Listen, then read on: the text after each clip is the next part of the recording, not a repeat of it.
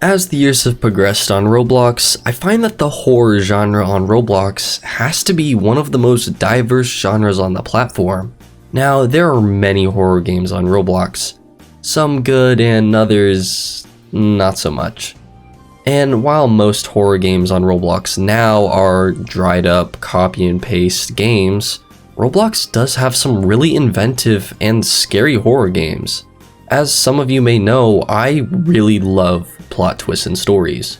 Story elements that shift the narrative or do a complete 180 in their storytelling are some of my favorite aspects in video games and TV shows.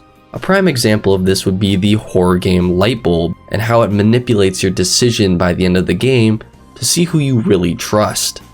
This love for twists and deception is why I find horror games so intriguing. Mainly because most of what horror is built up upon is the unexpected, or for the more well-known term, the fear of the unknown. The fear of the unknown for me personally is a very big fear, because if I don't understand certain things, it will drive me kind of insane. This is why I've made a few theory videos on certain shows and games, because I like to analyze every detail and come up with my own conclusion about certain things. But that's enough of me talking about my love for horror. We got a video to do, and I don't think it'd be that interesting if this video was all about me. But first, I think we should set the mood.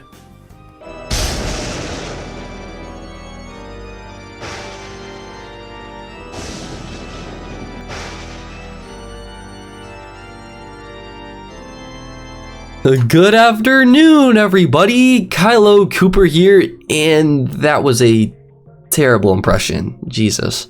One thing I love about Halloween is the costumes, dressing up as your favorite character, or really whatever you want. I just think it's really awesome, especially when you're a character for somebody talking into a computer used to depict them talking. Going back to Roblox horror, something I found interesting was that a lot of game developers when making horror games take a lot of inspiration from the original Roblox style. Just to give a quick understanding of what I would consider the original Roblox style, it's the style that the website used to look like when it first came out, hence why I decided to call it the retro style of Roblox games. The retro style has been used by a lot of developers who either want to capture the feel of those classic Roblox games or just find the aesthetic pleasing. What I'm most fascinated by is how developers use this classic design in horror games, and how they use it to their advantage. During 2006 and 2010, Roblox looked unique. Right now, when you look at the site, you can find a wide range of graphics and quality, but back in the day, it was pretty surreal.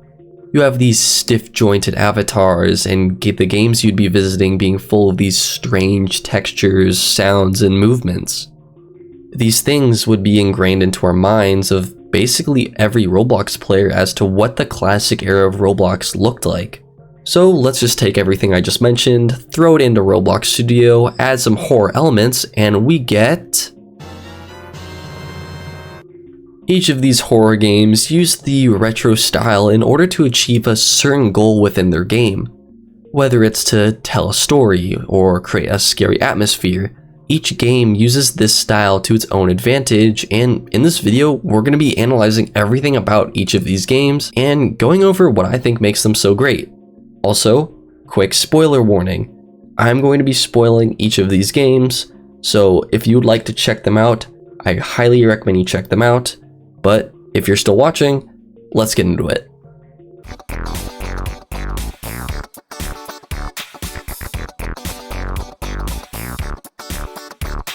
Party.exe is a very old Roblox game, but from what I understand, this game really only got popular in 2017, although I'm unsure. Anyway, the game is about a party. You basically walk around and oh my god, what is that? Okay, so Party.exe is a very weird game. You wander around this retro-looking world, experiencing all of these strange endings, which can be hinted at other end screens for another ending, and then another ending, and then you get the idea. My personal favorite ending had to be the cake is a lie ending. This was the ending in the game that freaked me out the most as a kid. In order to do this ending, you have to walk by the front entrance, go up the stairs, and enter the first room leading to this really dark and scary area with a singular party hat.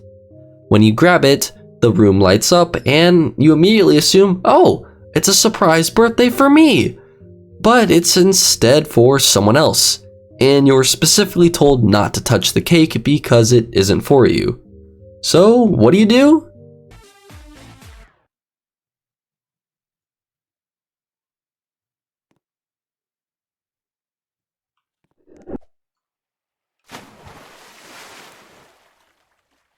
Yeah, the floor collapses under you and you're put into this really weird cave thing. It's full of water and it's just really dark and you can only see with these strange glowy orbs. And when you walk further into the corridor, you notice these glowing dots. They're actually getting close to you, and when they get close to the light, oh my god, what is that? Yeah, this thing was really creepy and really well executed. Like, the jump from this textureless room full of cake and friends to this mysterious cave with a creepy monster in it was just, really creepy. Other than that, however, there's a lot of different endings, mainly being centered around this all-white guy, and honestly, I'll leave the rest of the endings up to you to experience personally, because some are really funny and others, like the one I just mentioned, are really creepy. So let's move on to our next game. Okay, so I know Faithless isn't exactly a retro-style horror game. I would say its style more resembles that of 2016 and 2018 Roblox style, like in between that range. But I still find it a valuable game to mention here. Faithless is a camping style game where you play as a priest on his way to exorcise an evil spirit who is possessing a young boy named Billy. You basically wander around this world interacting with things by smacking your cross at whatever is deemed demonic. Now, going off the style of the game of each set pieces and areas that you venture into, they are very reminiscent of those old lobbies and HUD worlds in old Roblox minigames from 2016 to 2018 in that time period. If anything, the map really reminded me of a bunch of maps in a game called Mad Games I used to play in the day. But moving on, we basically find Billy locked in a cell under his house, which we won't be questioning why his family has a cage in the basement, but he basically breaks free and we are off to hunt him down. We go through some different challenges, face some evil spirits, until we reach the final battle against him. This is where you can get one of the 3 endings of the game. The first being the good ending, where you completely exorcise the spirit from Billy and send him peacefully to heaven. The second is the bad ending, where you shoot him. Oh, Jesus. And then he becomes more possessed and we have to continue hunting him down. And the last ending in the game is the true ending. By getting Billy's teddy bear out of the cell, we get by far the most wholesome ending. Once you resonate with his soul, it turns out that you've sacrificed yourself to save Billy, and wholesomely, Billy goes on to follow the same path that you did, and help other families who are in need of help against demonic spirits. Now, something that really caught my eye in this game was the demonic spirits design. Now, granted, it's very basic, being a all-black entity with the creepy smile, but that's kind of why I liked it so much. The creator used the old style to convey a simple story, in a way being reminiscent of those original camping games, which I find to be really charming. So, let's move on to the next game.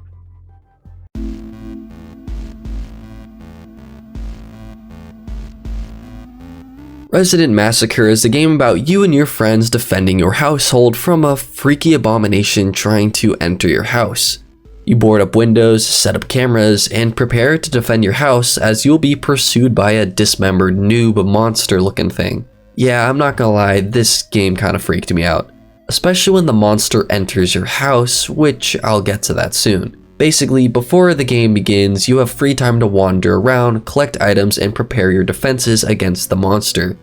The game takes place in a remodeled version of the original Roblox house with 2 separate floors. Another thing to note is that when you are outside of the house, you are put into a third-person camera view, and when you enter, you are put into first person. This creates a nice atmosphere change, really signifying being both inside and outside in different ways, as the only time you're going to be going outside is to add fuel to the generator or to restore power to the house. Anyway, I find that the most important detail of the game is probably the monster itself and how well it contrasts with the design of the game. The monster has this very slick and fleshy look to it, which makes it stand out really well in this blocky, plasticky building. This also makes the monster stick out much better, so when you do see it, it's very terrifying. He's somewhere upstairs. I'm turning on the lights. I don't think. He's down here. Uh-oh. He got me. Fuck. Is he outside? Is he here? No. Yeah. Yeah, Oh, he's here! Get in there! Get in there! Get in the closet! Get in the closet! The only thing I would say that the creators should add is just more to do. Like right now, all you really do is walk around, flash the light at the monster in the window, and refill the generator. And that's kind of it. Like, I would appreciate if they added more ways to defend the house or more things to do outside. Because when you encounter the monster, it'll basically chase you down until it catches you, which it will catch you very easily. Other than that, however, Resident Massacre is an okay game, so let's just move on to the last two games, which I consider to be the scariest and make the best use of the retro style. Unlike the last few games I mentioned before, a nostalgic hangout place is truly a spine-chilling experience. This game gave me a lot of goosebumps, and that's mostly done through the game's use of unsettling sound effects, distorted audio, and its really weird visuals. Getting into the game for the first time, we enter and the first thing we see is this black screen with the current date that the game takes place in, December 11th, 2012. Looking around, we find ourselves in another version of the original Robloxian home. This time it's much more open with a mirror, couch, TV, a dining table, and even a fence outside. Something to also mention is the atmosphere and how it has this weird blue tint with a bright glare coming from the sky. There's also this subtle piano soundtrack that plays in the background of the game.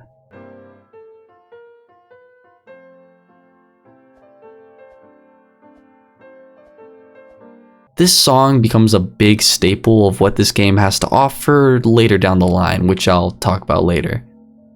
When we step outside, we are greeted by the postman. Hello, it's me again, the postman. I'm here to see how you're doing. Seems like you're alright. After all, nothing new ever happens here. Mate, I'm just an NPC. You must really like it here. It's been great having you as a friend since 2010. Now get some sleep soon, and remember to not go outside, because of the wolves. Goodbye. After this whole scene, we just decide to go to bed, and when we're sleeping, we hear this massive crash from outside, which I'll just let this scene play out for you.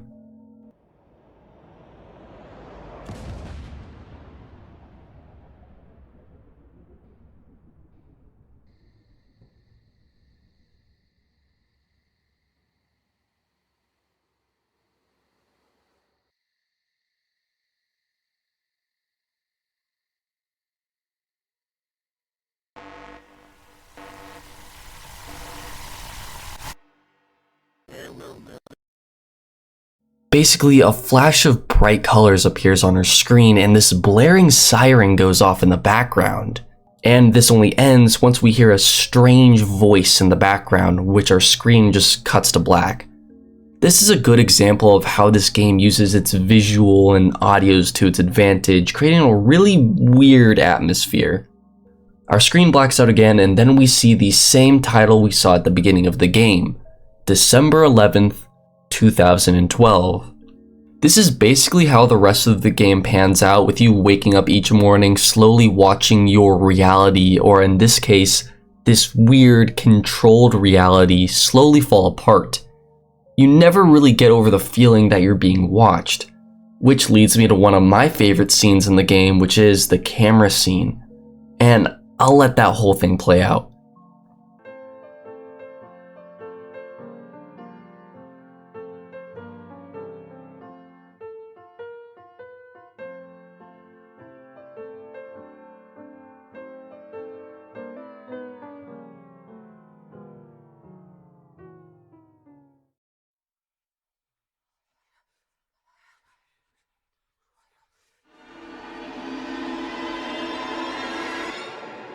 Like, what?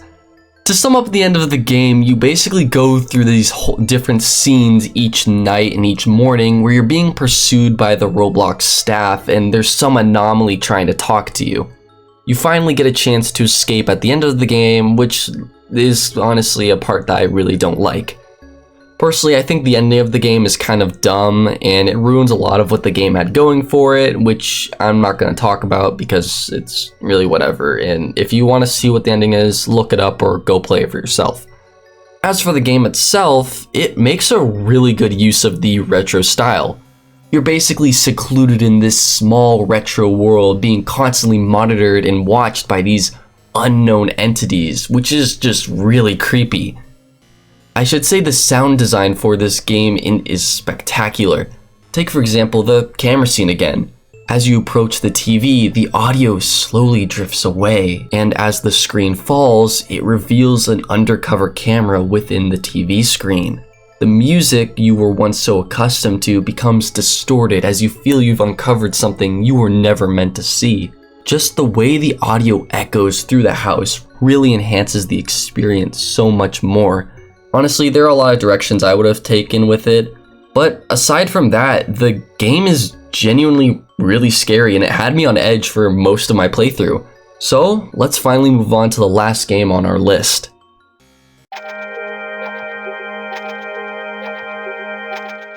Going back to what I mentioned in the intro of this video, something that really scares me and I feel like that is a very common fear is the fear of the unknown.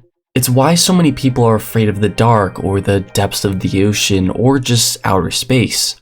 It's because we don't know or don't understand something. Knowledge is understanding of something. Truthfully, having knowledge is very empowering. And on the other side of that coin, when we don't have knowledge of something, it can be very dreadful. This is why Jim's Computer is such a great horror game. Now sure, you can argue that a nostalgic hangout place is similar in some ways in how it deals with the unknown, but where a nostalgic hangout place is a bunch of these creepy, haunting moments, Jim's Computer handles the unknown and its atmosphere in a different way. Jim's Computer is psychological. Jim's Computer is a game where you presumably play as Jim, a simple Robloxian living in a small home on a small grassy base plate. The first thing that happens in this game is a delivery. We hear our doorbell ring and we get our first ever package, this being our computer setup.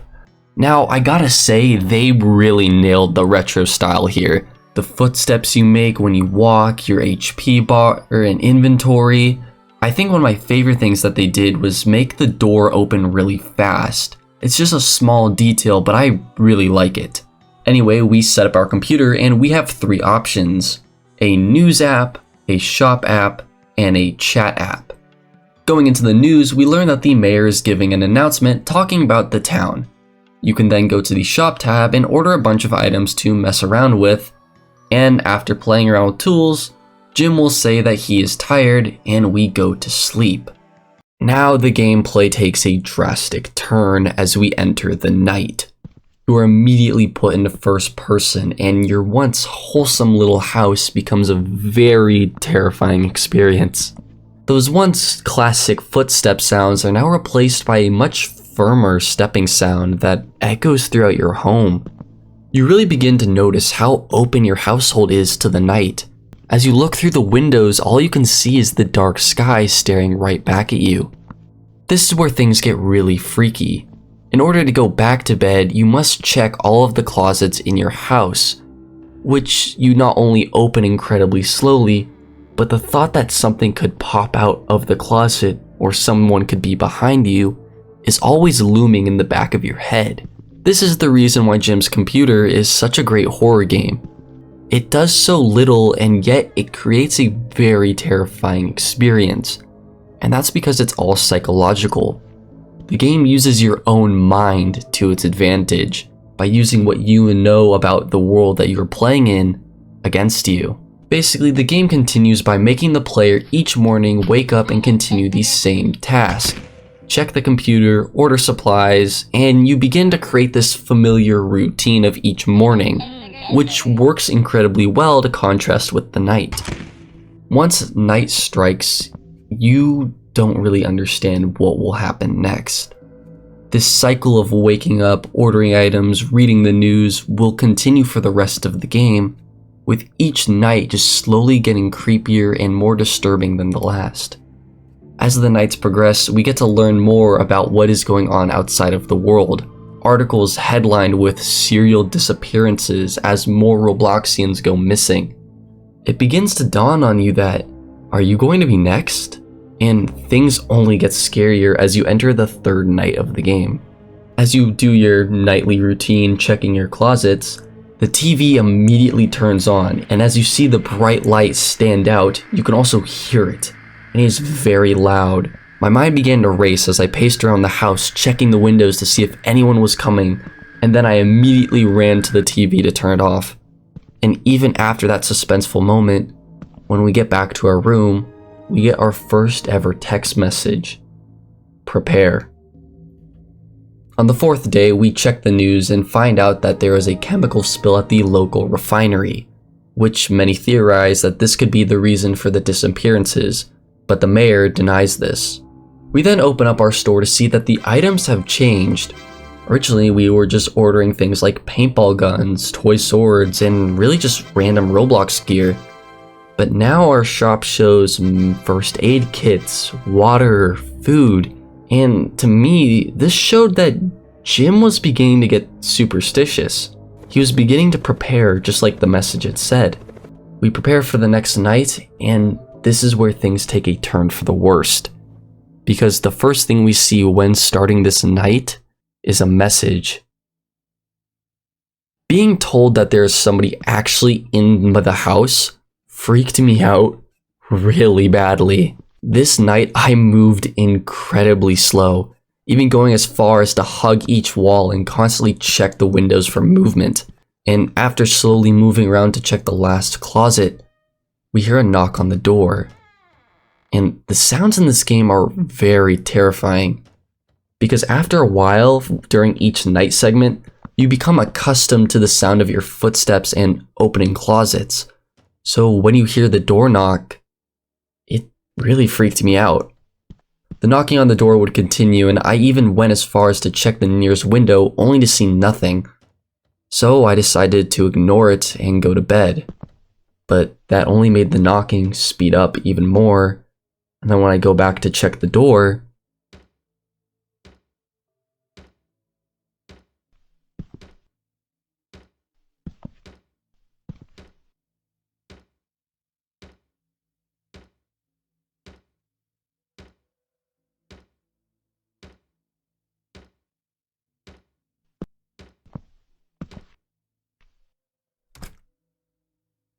it was wide open.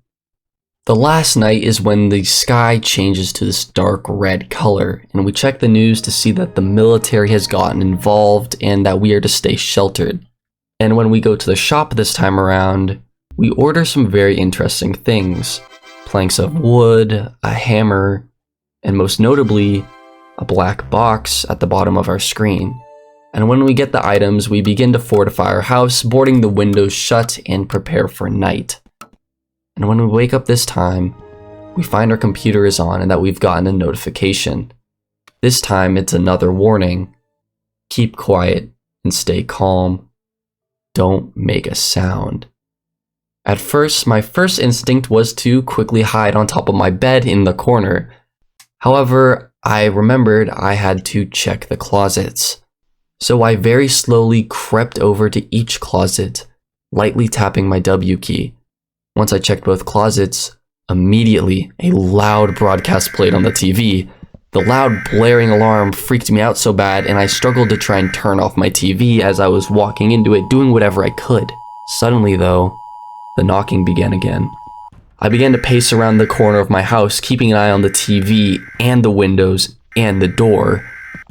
And then, as I slowly crept back into my corner, Jim begins to panic, shaking his arms, and we can actually hear him begin to hyperventilate until suddenly Jim can't take it anymore, and in a twisted way to escape his fate, Yeah, this game is really dark. It does a very good job with its storytelling by leaving a lot of what is really going on in this world to your interpretation, which really plays into the psychological aspects of this game. We are given this information about mass disappearances and a supposed threat, but we never actually see anything. And I've seen a lot of theories on the game's story, and my personal favorite theory is none of what we are seeing is actually real. That this entire time, Jim's computer is being controlled by some outside force, feeding him this false information, driving him to madness. It's kind of a twisted theory, but I find it to be one of the most interesting out there. And so with that, you've reached the end of this video! I hope you enjoyed this weird video essay of me talking about some really freaky horror games. Let me know in the comments what you think of these games and which one of them is your favorite. And if there are any horror games you'd like me to go over in the future, let me know. And with that, I'll see you guys later.